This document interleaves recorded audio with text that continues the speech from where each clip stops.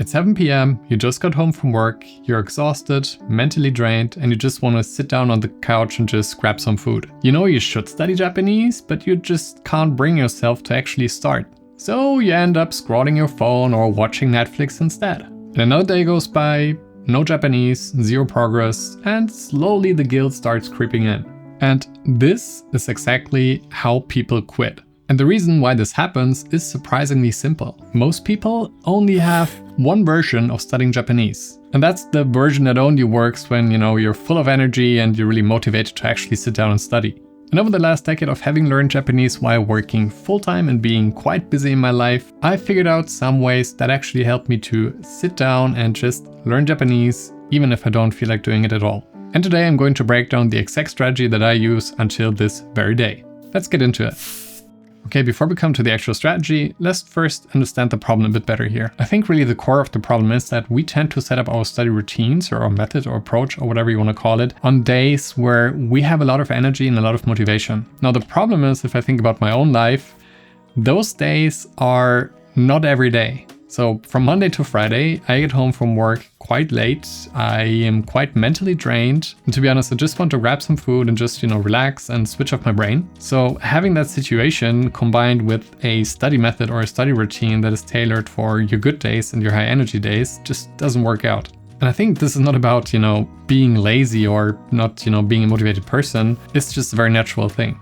And more often than not, that will start this downward spiral of people, skipping days, and then they feel guilty and they lose progress and forget stuff, and it's getting even more difficult to sit down and restart again. And if you ask me, I think that is one of the main reasons why people actually fail at learning the language. So the solution here is that you just set up two different study modes. One is for the high energy days, and one is for the low energy days.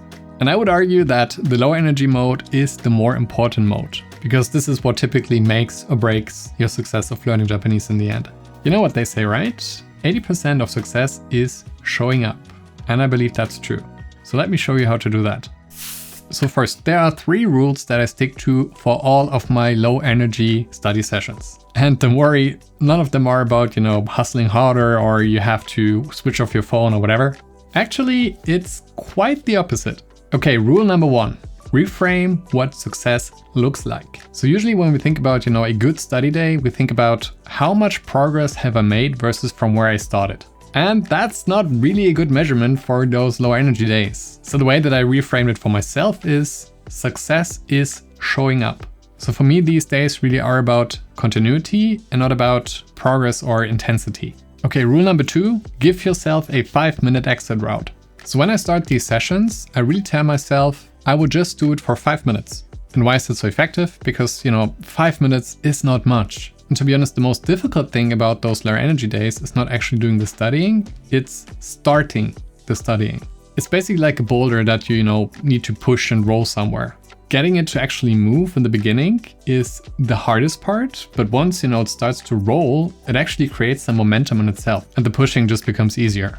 And for me, that, to be honest, feels very much the same on those lower energy days. Starting is really difficult, but once I get started, I tend to do a lot more than 5 minutes actually, maybe 30 minutes or 60 minutes even. But the really important part here is that you really protect these 5 minutes. If you really, after 5 minutes, still don't feel like continuing, you just should stop. And in practice for me, it's probably 80% of times that I continue going, and 20% of times, I just switch off what I've been doing for studying and I do something else. And that's fine. And rule number 3, that's probably the most important one, prioritize enjoyment. I think enjoyment is one of the most important parts of any language studying approach. And that's even more important on those low energy days because, we don't really have literally the energy and motivation to drive ourselves to do something that we don't enjoy. And don't get me wrong, doing difficult things has its place in language learning, and that's really, really important because this is where you get the most progress. But it's not those days where you already are exhausted after work or university or whatever. Okay, so we have the rules and now what to actually do. So an important thing here is that not all of your low energy days are the same, right? On some days you're literally, barely functional, but on other days you're maybe exhausted to a certain degree, you're tired, but you can at least focus a bit. So I'm gonna just give you a menu and some options for both of them. Okay, so let's start with Braindead mode. This is where basically you are barely functional, you just want to collapse on your couch. And the main principle is here, zero active engagement. Your goal is just to stay in contact with the language. And the first thing I would recommend here is passive listening while doing something else. And that can be listening to a podcast or whatever you like to listen to. And why is that so effective? Because I think it's super easy to do. It has basically no friction to get started. And the really cool part is that you can just stack it to something that you do anyways. Like, eating dinner or whatever, doing the dishes, whatever you do in the evening. And the second thing I would recommend and do still quite a lot until this day is just watching my favorite Japanese YouTuber. And this is, I think, super effective on those my brain is already mush kind of days, because you know the person, you know their phrases, the wordings, you're familiar with their contents. And ideally, the content is just, simple and entertaining. So for me, for instance, this is watching Sawayan Games. And for those of you who are familiar with him, you will know that he will not exactly win an award for content depth. Number 3 is rewatching animes or movies or whatever that you watched before.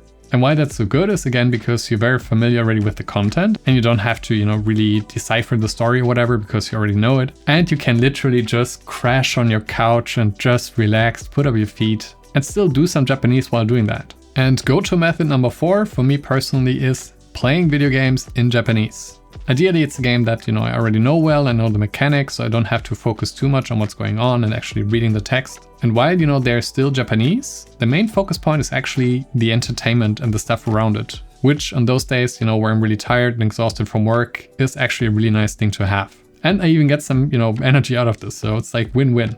So if you would like to have some more inspiration on, what kind of games are actually good to do in Japanese, I'll put a link in the description of a guy who spent quite some time to rate a lot of different games with regards to, how easy they are to be picked up in Japanese. Now, I would love to put something that is more reading focused on this list, but to be honest, when I'm really in Braindead mode, I have not really found any good method for myself to do some reading. I still feel it's too much of a hurdle on these days, but if you guys have any good idea, let me know in the comments.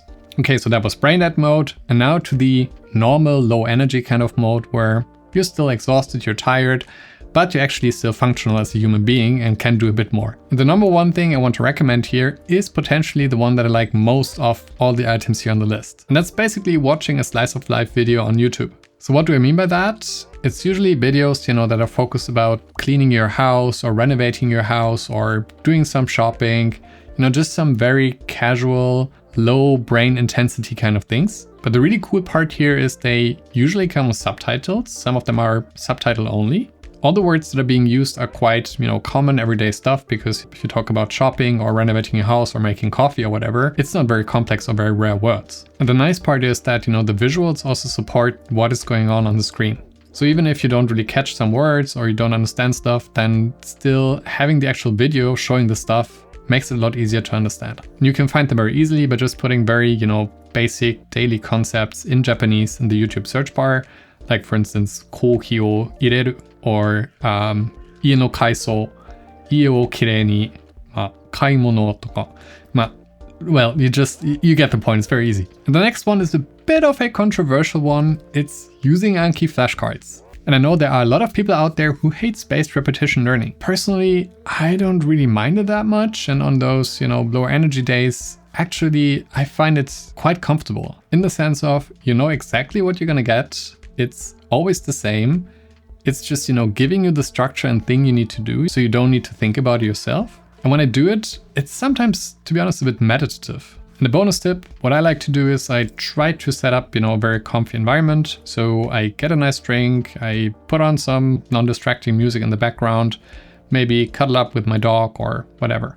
And the third one is finally about getting in some speaking exercise, which is shadowing. Probably most people already know what shadowing is, but to make sure, shadowing basically means that you listen to someone speaking Japanese, and while they speak, you just repeat what's being said as closely as possible to when it's being said. And on those days where you don't have so much energy, I think it's actually quite good because you don't have to think of your own sentences yourself. You still, get some decent practice in the habit of speaking Japanese. And it's, to be honest, actually a quite good pronunciation exercise. And the next one is for those who like to take it even a step further, and that is having a conversation with AI in Japanese. And why do I think that makes so much sense? It's, very much low stakes because no one will hear your mistakes, so you can really relax. It's not as demanding as an actual conversation with a person. And to be honest, also a bit of a, gamification, because it's really interesting to see whether the AI actually understood what you said. And it's quite rewarding to see if, conversation actually starts to develop out of that. An alternative where you can still create your own sentences, but don't really need to talk to AI would be narrating everything that you're doing in the moment. So whatever you do, just say it out loudly in Japanese. For instance, 掃除をしてる、犬の散歩に行く. Doesn't really matter what it is, just use it as a way to actually get in some speaking. So that was the list. Remember, those days are not about making progress, they are about not quitting. And if you want to learn more about how to be more consistent with Japanese in general, check out this video up here next. I'll see you in the next one. Bye.